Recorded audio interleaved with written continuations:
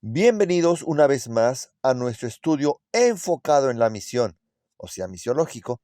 En esta ocasión vamos a abordar la lección titulada Esther y Mardoqueo.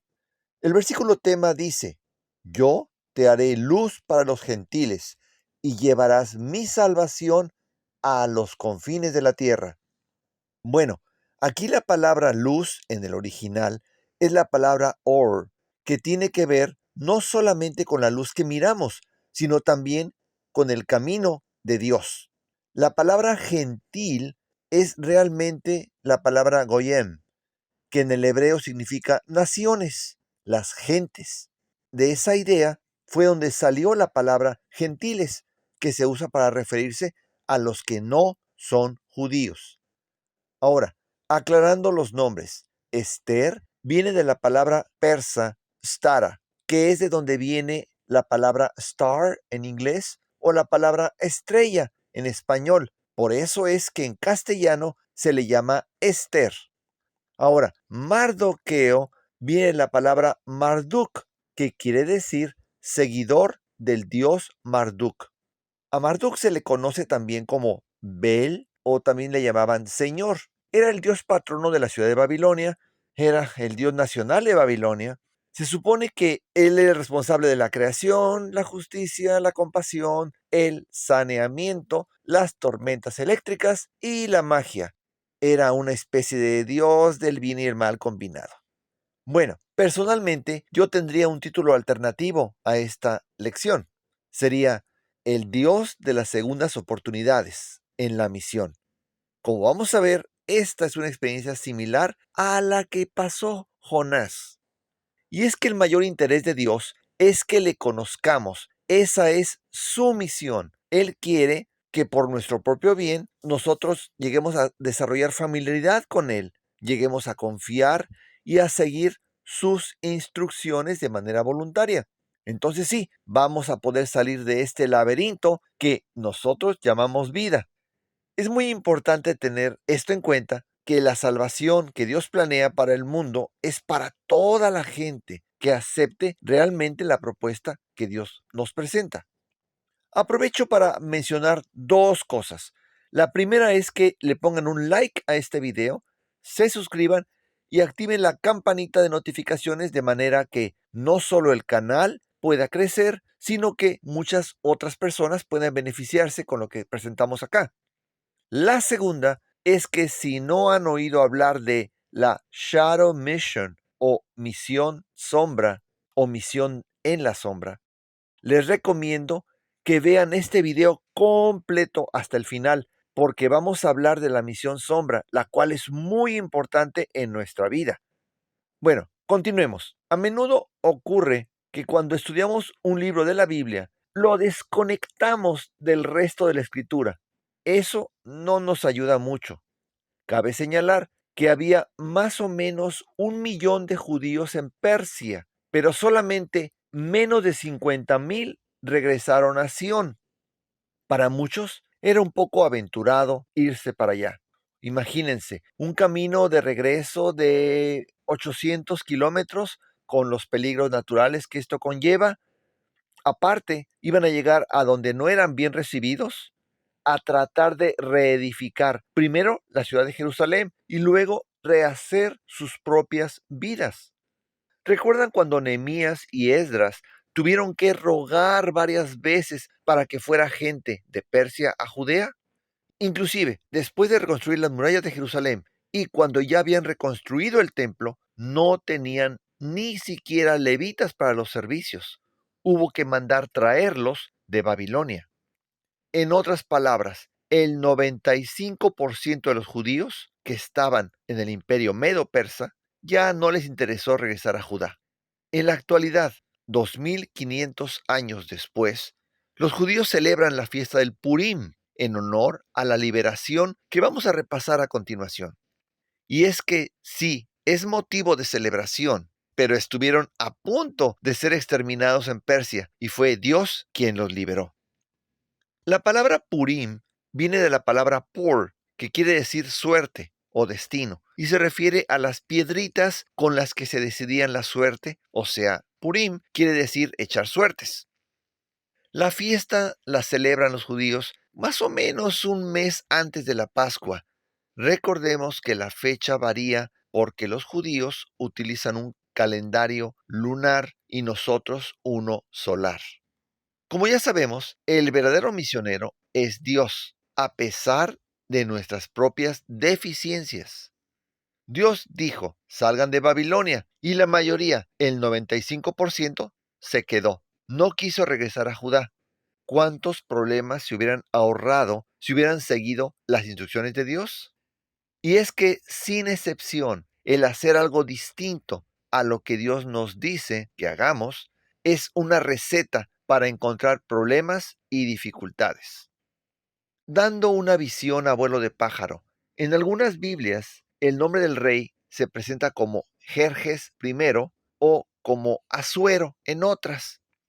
Realmente el nombre es complicado porque viene del persa al hebreo, del hebreo al griego y bueno, sería muy largo explicarlo aquí en este tiempo que tenemos. Pero hablando del rey Asuero, vamos a usar ese nombre, él acababa de regresar de una campaña muy famosa, tan famosa que hicieron una película. No sé cómo se llama esa película en español. En inglés solamente se llama 300 y tiene un número 300 así grande. A esas alturas, todavía Alejandro Magno no entraba en escena, pero ya los espartanos, que también eran griegos, estaban manifestando su oposición a la extensión imperialista persa. El punto es que no le fue bien a los medo-persas y el rey decide regresar a la ciudad de Shushan, que viene a ser la ciudad Susa en las Biblias en español. Por cierto, de la palabra Susa viene el nombre Susana. Y sí, podemos decir cautivos en una cultura extranjera, pero como comentábamos hace un momento, ellos estaban cautivos porque no quisieron regresar cuando se les dio la oportunidad de hacerlo. Lo importante, como vemos vez tras vez, es el carácter de Dios. A pesar de la infidelidad del ser humano, Dios es fiel, o sea, que Dios es quien dice ser. En otras presentaciones, hemos hablado de cómo Dios es acusado por el enemigo de ser arbitrario, voluble, vengativo, exigente, implacable y severo. Aquí encontramos cómo eso no es cierto y en realidad Dios es muy respetuoso de nuestra libertad, es misericordioso y paciente, aun con aquellos que no le hicieron caso de regresar a Judea desde el primer decreto que les permitía hacerlo. Por supuesto que hay desafíos cuando uno vive en una cultura distinta a la propia. De una u otra manera, no existe ningún país del mundo en el que todas las leyes sean ideales con lo que uno cree. Tras su regreso, el rey Asuero decidió congregar a todos los gobernantes de las 127 provincias de Medo-Persia en una super fiesta, que más bien era una super borrachera, casi interminable de 6 meses. En medio de esa situación es cuando se le ocurre la idea de presumirles a todos sus invitados, no solo con sus posesiones, con los vasos de oro en los que estaban tomando licor, las riquezas que les había ya mostrado y toda la gloria del imperio medo-persa, sino también con la misma reina Vashti. El texto no está muy claro, pero pareciera que entre lo que leemos y los comentarios judíos, la prenda principal que iba a llevar la reina era la corona. Conocemos la historia. Ella se rehusó a hacer lo que se le pedía y como resultado fue destituida de su posición. Esto ocurrió más o menos en el año 483 a.C. Ahora, como sabemos, se emitió un decreto para convocar a todas las chicas de las provincias y crear una especie de concurso de belleza. Mardoqueo, uno de los cortesanos del palacio del rey, aconseja a su sobrina, cuyo nombre hebreo era Hadasa, a que no revele su identidad judía y solo use el nombre Esther. Luego vemos cómo ella es llevada al palacio, recibe un tratamiento de belleza de 12 meses para presentarse delante del rey y luego es finalmente elegida reina. Debido a que Mardoqueo era parte de los empleados del palacio, él tenía cierta libertad de movimiento para más o menos supervisar cómo es que estaba su sobrina. Esther entonces es escogida para tomar el lugar de Basti y se convierte en la reina Esther. Luego leemos que Mardoqueo un día se entera de que un par de eunucos tenían un plan para asesinar a Asuero. Mediante Esther se lo comunica al rey. El complot es eliminado y la vida sigue igual para Mardoqueo. No recibe ningún tipo de reconocimiento. Aquí hay una lección importante para nosotros. Puede que hagamos algo positivo y no recibamos agradecimiento o recompensa. Eso no importa. El reconocimiento de Dios es el que realmente cuenta. Y si Él tiene a bien, éste vendrá a su tiempo. Como vemos, eso ocurre siempre en el tiempo de Dios, a pesar de que el rey Asuero estaba planeando promover a Hamán, su primer ministro, a un puesto más alto. A veces uno se pregunta, ¿por qué es que alguien no recibe más autoridad o más poder? A menudo es porque no está preparado para ello. Este es el caso de Hamán. Vemos cómo es que a él se le sube a la cabeza y se siente sumamente ofendido porque Mardoqueo no se arrodilla e inclina cuando él pasa. Tras averiguar con mayor detalle, se entera que Mardoqueo es judío y decide elaborar un plan no solo para destruir a Mardoqueo, sino para destruir a todos los judíos. Aquí podemos ver cómo una obsesión de poder de Hamán, en este caso, lo lleva a castigar la culpa individual de Mardoqueo de manera colectiva, al grado de llevarla a la destrucción de todo un grupo étnico. Desde el punto de vista de Mardoqueo, él no quería honrar a un descendiente de Agag, o sea, uno de los amalecitas, que eran parte de las tribus de Canaán, enemigos de Israel. La negativa de Mardoqueo a inclinarse delante de Hamán permite la oportunidad de apuntar al Dios del universo. Evidentemente, esto era un riesgo para Mardoqueo y él decidió tomarlo. Recordemos lo que le había dicho Esther, que no revelara su identidad judía. Y si bien los padres de Mardoqueo no quisieron regresar a Judá, el punto es que él ya estaba allí como cautivo voluntario, pero a partir de ese momento ya no le preocupa que sepan que es judío. A veces Dios permite que una crisis nos ayude a pensar mejor y a reacomodar nuestras prioridades. Eso podemos decir es el caso de Mardoqueo. Por su parte, Hamán hace un plan y logra asegurar la aprobación del rey Asuero. Básicamente, le ofrece un soborno de 10,000 talentos de plata, que esto viene a ser 340 toneladas métricas de plata, que a los precios actuales, ahora en diciembre del 2023, es el equivalente a unos 250 millones de dólares. Cabe decir que el rey le dijo que no quería ese soborno y que se pudiera quedar Hamán con él. Ahí tenemos un interés mayor para llevar a cabo ese plan. Ya no solamente era la destrucción de los judíos, sino también el asegurarse un futuro económico, ¿verdad? Es importante destacar la manera en la que se presentó el problema al rey Asuero. Este pueblo es diferente y obedece leyes distintas a las del rey. Por lo tanto, debe ser eliminado. Llevando esto más adelante, podemos darnos cuenta cómo con esta manera de razonar pudiera llegar, bajo determinadas circunstancias, a decidir el futuro de otro grupo de personas en pleno siglo XXI, cuando ciertas posiciones o maneras de ver las cosas no son apoyadas por la mayoría, no se comparten ciertos fanatismos, y lo que hace la diferencia es tanto el conocer como el confiar en lo que enseña la Biblia acerca de Dios. Pero si nosotros hemos sido secretos, no lo hemos divulgado, pues no habrá gente que tenga ese conocimiento. En otras palabras, el silencio, el no avanzar la misión de Dios, es en nuestro propio detrimento.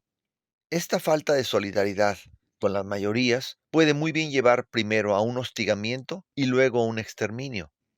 Lo importante aquí es recordar y mantener bien claro en nuestras mentes que en primer lugar nuestras decisiones, acciones u omisiones hoy tienen efecto definido en la manera en la que los que nos rodean perciben a Dios. La segunda es que no existe nada más importante que el mostrar el verdadero carácter de Dios, como lo vemos allí en Juan 18:37. Eso es dar testimonio de la verdad. Volviendo al relato, se echa por, o sea, se echan suertes, y se fija la fecha de la destrucción. Los judíos habían de ser exterminados en el año 474 antes de Cristo. Y recordemos que como se trata de una ley de los medos y los persas, esta no se podía abrogar, no se podía eliminar. Las instrucciones de esta gran operación, que iban a cubrir todo el imperio medo-persa, necesitaban cierto grado de preparación y planeación. Por ejemplo, había que traducir la orden a todos los idiomas de las 127 provincias. Y si bien no tenemos conocimiento exactamente de cuándo fue que Esther fue coronada reina, sí sabemos que Vashti fue depuesta alrededor del año 483 a.C. Entonces estamos hablando de que para estas alturas ya habían transcurrido varios años desde que Esther había sido nombrada reina. A este punto, ella conocía bien el protocolo de la corte.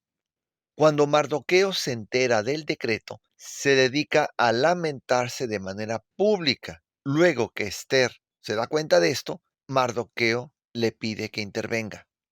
Es importante destacar lo que pasó con Mardoqueo. Él fue de ser un judío secreto, en el que no quería que se divulgara que él o Esther eran judíos, al punto en el que cuando vio que su acción había traído consecuencias tan graves que ahora ponía en riesgo a toda la comunidad judía, le llevó a analizar qué misión estaba siguiendo, la de él, o sea, la Shadow Mission, la misión de sombra, o la misión de Dios.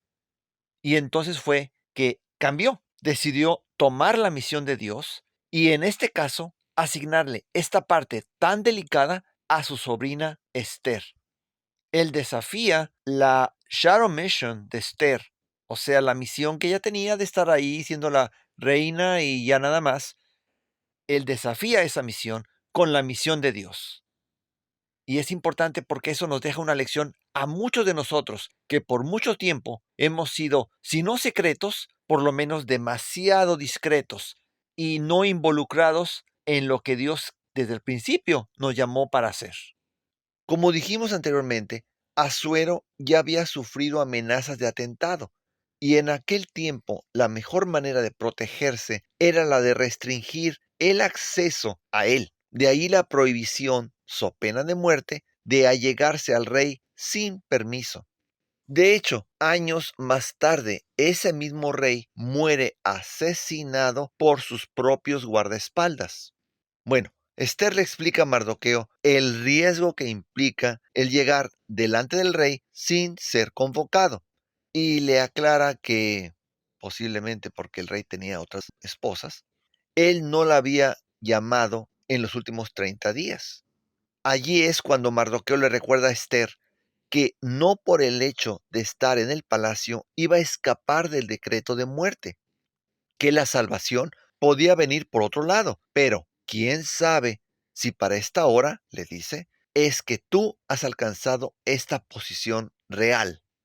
En otras palabras, Mardoqueo le asigna a Esther una misión que solo ella podía cumplir. Ella, reconociendo la posibilidad de que tal misión pudiera terminar en la muerte, es cuando dice la famosa frase: entraré a ver al rey, aunque no sea de acuerdo a lo que la ley indica, y si perezco, que perezca. Este reconoce que no le va a servir de mucho ni su belleza ni su posición, por eso es que pide que se ayune por ella. Y claro, esto de ayunar es una manera indirecta de referirse a solicitar la ayuda de Dios.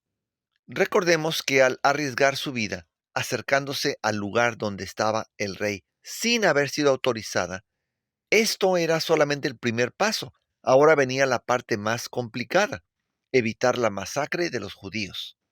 Vemos no solo cómo Esther lleva a cabo un proceso calculado, intenso, continuo y exitoso para solicitar la ayuda del rey Asuero, sino también cómo Dios interviene de manera providencial para que el rey, que esa noche no podía dormir, recuerde que Mardoqueo fue quien le había salvado la vida y que él no había recibido ningún tipo de reconocimiento por haber denunciado el complot en su contra.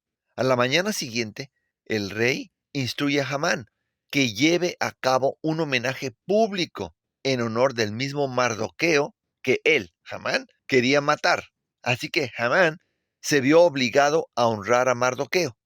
Y esto ocurrió cuando ya el mismo Hamán, no queriendo esperarse hasta el día de la destrucción de los judíos y siguiendo la sugerencia de su esposa Zeres, había mandado ya construir una horca de casi 25 metros, lo que viene a ser más o menos unos 75 pies de altura.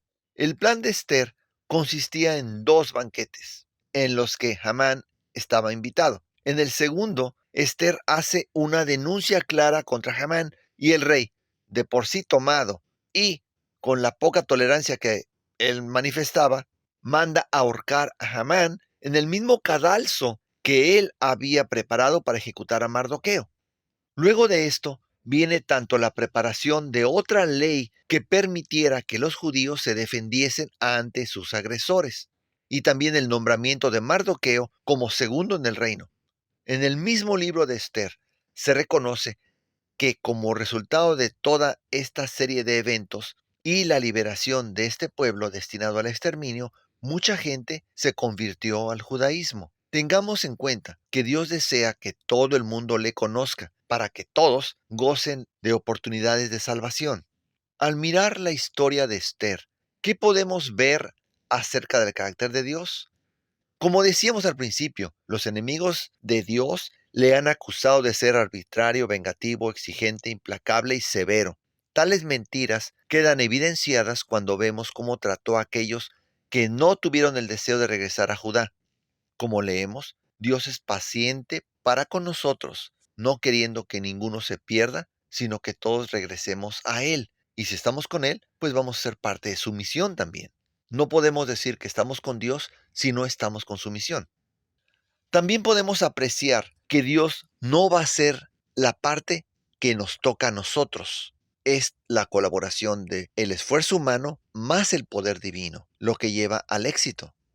Asimismo, la historia nos muestra que los seguidores de Dios no tienen necesariamente que ser pastores o líderes religiosos para servir en su misión. Y es aquí donde hemos de hablar de la misión de sombra o Shadow Mission. Esta misión de sombra es la que toma el lugar de la misión de Dios. Ocurre cuando permitimos que nuestro ego o nuestras preferencias o alguna experiencia que nos haya lastimado en algún momento en el pasado o cualquier otra cosa tome el lugar de la misión de Dios. Por ejemplo, Mardoqueo desafió la misión de sombra tanto de Hamán como de Esther. Nosotros también debemos tener bien claro cuál es la misión de Dios. Esa es nuestra misión y no debemos permitir que cualquier otra, ya sea misión de sombra o Shadow Mission, por más atractiva que ésta parezca, nos desvíe de la verdadera misión. La Shadow Mission o misión de sombra nos desgasta, mientras que la misión de Dios nos llena de energía, nos vigoriza, porque es el Espíritu Santo el que nos acompaña en esta misión. En la Shadow Mission o misión de sombra vamos solos.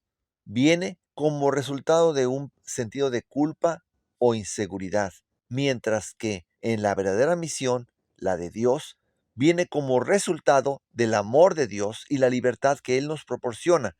Es recibir el amor de la verdad. La Shadow Mission o misión de sombra es acerca de uno mismo, mientras que la verdadera misión nos conecta tanto con Dios como con los que nos rodean. La Shadow Mission o misión de sombra lleva al resentimiento, mientras que la misión de Dios, la verdadera misión, nos lleva a servir a otros sin importar la manera en la que responden. Y muy importante, en la Shadow Mission o misión de sombra, no hay gozo, no hay felicidad, mientras que en la verdadera misión, la de Dios, se produce gozo y felicidad, aunque lleguen a presentarse dificultades.